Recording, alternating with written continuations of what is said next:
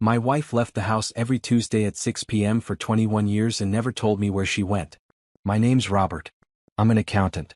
Been married to Jennifer since 2003. 2 kids. Normal life. Good life. But every Tuesday, like clockwork, she'd grab her purse and say, "I'll be back in a few hours." I'd ask where she was going. She'd smile. "Just something I need to do. Personal." First year of marriage, I figured it was therapy. Or a book club. Maybe visiting a friend. I didn't push. Year 5, I asked again. She kissed my cheek. "It's nothing bad, honey. Just trust me." So I did. Year 10, our daughter asked, "Where does mom go on Tuesdays?" Jennifer ruffled her hair. "Just grown-up stuff, sweetie." Year 15, I noticed she always came home quiet. Not upset. Just distant. Like she'd been somewhere heavy. I asked if everything was okay. "Everything's fine." Always the same answer. Last month was our 21st anniversary. We went to dinner. Had wine. She held my hand across the table. "I love you, Robert. You know that, right?" "I know." "Good. Don't forget it."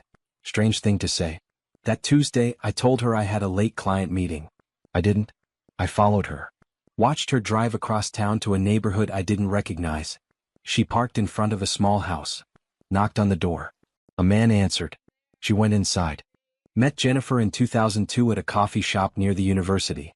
She was finishing her master's in social work. I was studying for the CPA exam. We clicked immediately. She was warm. Easy to talk to. Had this way of making you feel like you were the only person in the room. We got married a year later. Small wedding. Her parents had passed when she was younger. Car accident. She didn't talk about it much. My family loved her. My mom said she was the best thing that ever happened to me.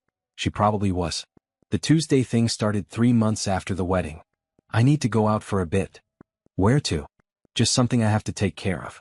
I'll explain someday. That someday never came. Over the years, I built theories in my head. Affair was the obvious one. But she never came home smelling like cologne. Never had messages on her phone. Never acted guilty. Some kind of support group maybe. But she barely drank. A second job? But money was never tight. I told myself if it was important, she'd tell me. Now I was sitting in my car 3 houses down, watching her disappear into a stranger's home. The man who answered looked about 60. Gray hair. Glasses. Normal-looking guy. I waited. 30 minutes passed. Then an hour. I pulled out my phone and searched the address. Owner, Thomas Brennan. The name meant nothing to me. I kept watching. Jennifer stayed inside for 2 hours. When she finally came out, her eyes were red. She'd been crying. The man, Thomas, stood in the doorway. They talked for a minute. He hugged her. She wiped her face and walked to her car. I ducked down as she drove past. Waited 5 minutes. Then I got out and walked to the house. Knocked on the door. Thomas answered. Up close he looked tired. Older than 60 maybe. "Can I help you?" "My name's Robert Chin. My wife was just here." His face changed. Went pale. "You followed her. 21 years she's been coming here. She never told me why." He stared at me for a long moment. Then stepped aside. "You should come in." The house was small. Clean. Photos on the walls. A woman in most of them. Dark hair. Kind eyes. I didn't recognize her. Thomas sat down heavily on the couch. "She didn't tell you." "Tell me what?" He looked at the photos. "That's my daughter. Caroline." "Okay. She died 21 years ago. Car accident." His voice cracked. "Your wife was driving." The room tilted. "What?" Jennifer was 23. Caroline was her best friend. They were coming back from a concert. Rainy night. Jennifer lost control on the highway. I couldn't breathe. Caroline died on impact. Jennifer walked away with a concussion. He looked at me. "She's been coming here every week since. To apologize." I sat down before my legs gave out. "She never told me." Thomas nodded slowly. "She asked me not to.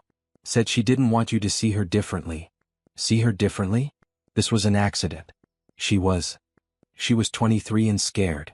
He stood up and walked to a bookshelf. Pulled out a photo album. Opened it.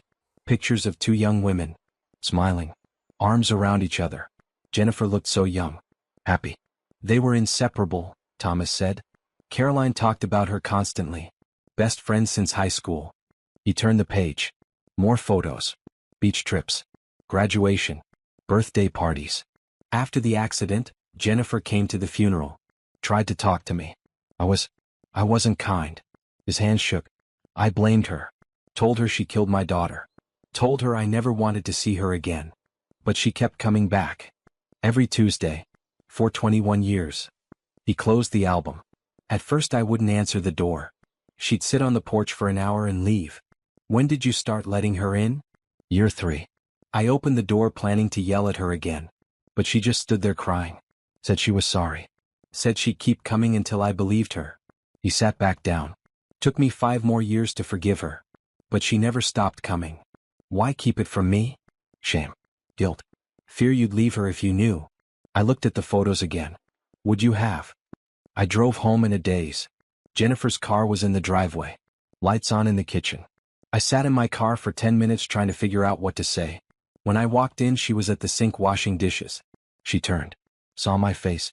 The plate slipped from her hands. Shattered on the floor. You followed me. I didn't deny it. Robert. 21 years, Jen. She stood there. Frozen. You've been carrying this alone for 21 years. I couldn't tell you. Her voice broke. I couldn't let you know what I did. It was an accident. I killed her.